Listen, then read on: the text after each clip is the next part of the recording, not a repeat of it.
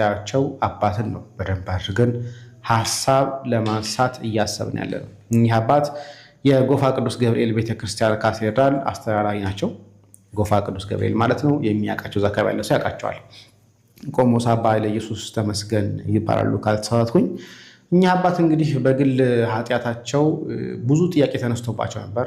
እንዲተውም ጭምር ምክር ቀርቦላቸው ነበር። አባታችን እያደረጉ ያሉት ነገር አግባብነት ያለው አይደለምና እባክዎ ይህን ነገር ያቆሙ ተብለው ነበረ፣ እዚህ ጋር እንደምትመለከቷቸው ማለት ነው።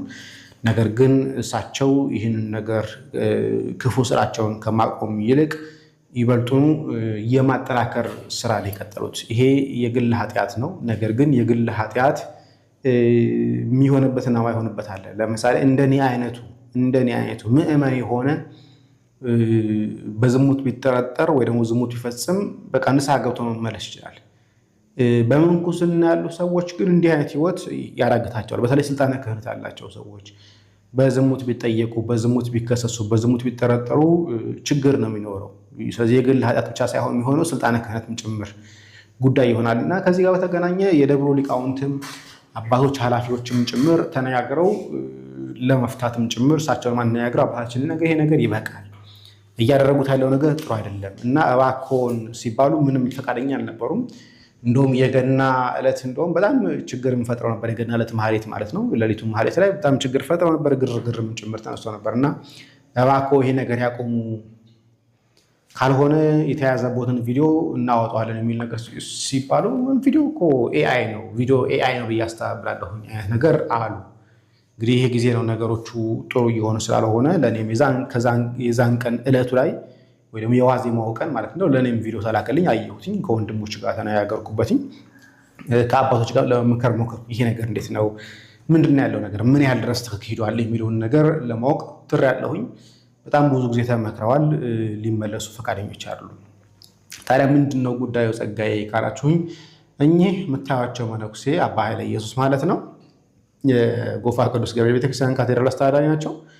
አንድ ሚስት ቤታቸው አላቸው። አንድ ሚስት ቤታቸው አለ። ተጨማሪ ደግሞ ሌላኝ ሚስት ደግሞ ቤርጎ እየሄዱ የሚያገኟት አለ። አንዱ እንግዲህ ይህ የምትመለከቱት ቪዲዮ ነው ማለት ነው። ሌላ ክፉ ነገር ያለውን ነገር አላሳያችሁም። ይህም ብቻ ማሳየት ብቻ ነው።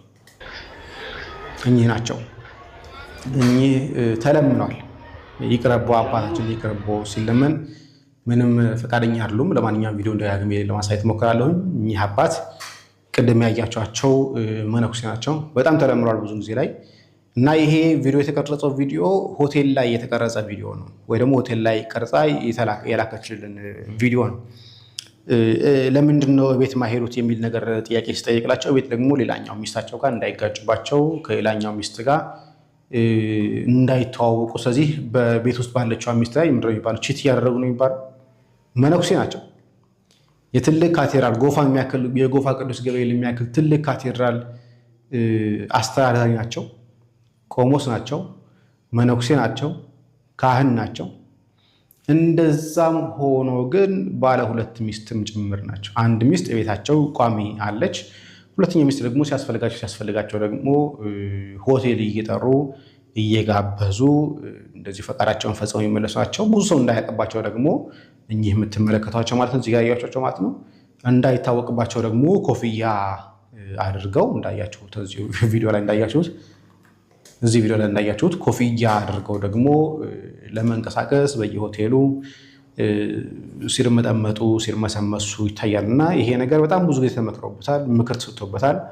እንደ ካህናትም ጭምር ለመናገር መኳን። ነገር ግን እሳቸው ግን ፈቃደኛ አይደሉም። እንኳን ፈቃዳቸው ለመፈጸም ይቀርና አልፎ ተርፎ ጎፋ ላይ የሚካሄድ አንድ ጉባኤ ለምታስታውሱ በወር አንድ ጊዜ ምናምን ነገር የሚካሄድ ጉባኤ አለና እሱም ጉባኤ ጭምር ለማስቆምና ለመግታት ጭምር የሚሯሯጡ ሰው ሆኖ ተገኝተዋል። እና በጣም በሚያሳዝን ሁኔታ ላይ ኃጢአት እየሰሩ በደል እየሰሩ እግዚአብሔር ሸፍኖላቸው እያለ እንኳን ያንን አውቀው እንደው ማንም ሰው ባያቅብኝ ብለው ጸሎት አድርገው ከመኖር ይልቅ በማን አለብኝነት ስሜት ጉባኤ ማስተዋጎል፣ ጉባኤያት እንዳይካሄዱ ማድረግ፣ ካህናትን ማመነጫጨቅ፣ ከካህናት ጋር ግብግብ በመፈጸም የሚታወቁ ሰው መሆናቸውን ነገር ደብሩ ላሉ ካህናትንም ጭምር ወንድሞችንም ጭምር ሰንበት ተማሪዎች ጭምር እንዳሳዘነ ሰምቻለሁኝና አሁንም ቢሆን እንዲህ ያሉ አይነት መነኮሳት ሊኖረን አይገባም። አሁንም አባ ቤተክርስቲያናችን እንደዚህ አይነት ሰዎችን ቀኖና ሰጥታ ወደ ገዳም የሚሄዱበትን ሱባኤ የሚይዙበትን ነገር የሚመቻች የተሻለ ነው የሚሆነው። ካልሆነ ግን መነኩሴ ሆነው ቆባቸውን ደፍተው ሆቴል ሲገኙ ሲሄዱ ኮፍያና ሸሚዛቸውን ሱሪያቸውን ለብሰው ቤተክርስቲያን ሲመጡ ቆባቸውን አድርገው የምንኩስና ቆባቸውን አድርገው የሚመጡበት ምክንያት ያን ያህል ተገቢ ነው ብዬ አላስብም። ቤተክርስቲያን ስልጣነ ክህነት ባለው የሚመራ እንጂ ስልጣነ ክህነቱን ከማንም ጋር እየተልከሰከሰ በሚያፈርሰው ቤተክርስቲያን መመራት አለባት ብዬ አላምንም። ቆሞስ ከሆኑ ካህናት ከሆኑ መነኮሳት ከሆኑ ክብረ ክህነታቸውን አስጠብቀው እንጂ እንደፈለኩ አስተባብራለሁኝ እንደፈለኩ ሆናለሁኝ እየተባለ ግን ቤተክርስቲያን ውስጥ ሆነው ለዛውም በሕግም በስርዓትም የማይፈቀደውን ሁለት ሴቶችን ይዞ መገኘት ይህ በጣም በጣም በጣም የወጣ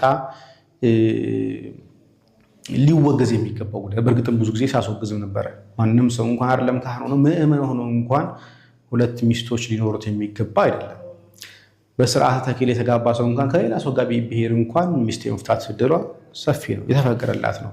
አልፈልግም ካለች እና እንኳንስ ቆቡን አግብቶ ከክርስቶስ ውጭ ሌላ ጮኛ ሊኖረኝ አይችልም ብሎ ከክርስቶስ ጋር ተጣብቆ ቆቡን አግብቶ የሚኖር ሰው ሁለት ተጨማሪ ሚስቶች ደግሞ ሲኖሩት ደግሞ ሊሆን የሚችለውን ነገር ማሰብ ቀላል አይደለም እና በጣም ብዙ ጊዜ ተመክረዋል። ወደ ሚዲያ እንዳይወጣ ብዙ ጊዜ ተደርጓል። ነገር ግን እሳቸው ማን ምን ያገባዋል አይነት ነገር ነው እያላሉት። እንግዲህ ጎፋ ቅዱስ ገብርኤል ካቴድራል ያላችሁ የአስተዳደር አካላት ምእመናንም ይህንን ነገር እንድትቃወሙ እንድታወግዙ ያስፈልጋል። ካህናትም ደግሞ አልፎ ተርፎ ደግሞ መረጃውን ደግሞ ለሚመለከተው የቤተ ክርስቲያን የሕግ ክፍል የሚሆን የሚመለከተው አካል ነገሮችን በተለይ እናንተ ጋር ያለውን ሰፋ ያለ መረጃ ስለሚኖር እኔም ባጠያየኩትኝ መሰረት እናንተ ደግሞ የሚገባው በኩ ሄዳችሁ ወይ ደግሞ ማድረግ ያለባችሁን ነገር ብታደርጉ የተሻለ ነው ብዬ አስባለሁ። ስለዚህ ማንም ሆኖ ኦርቶዶክስ ቤተክርስቲያን ሊቀልድባት አይገባም። እንግዲህ እኚህ ሰው ናቸው ዛሬ እንደምታዩቸው ፈታ ብለው ቅዱስነታቸውን እንኳን አደረሶ ለማለት ከፊት የተገኙት ማለት ነው እና በጣም ያስነውራል። ቤተክርስቲያናችን እንዲህ አይነት ሰዎች ሊኖራት የሚገባ ነገር አይደለም።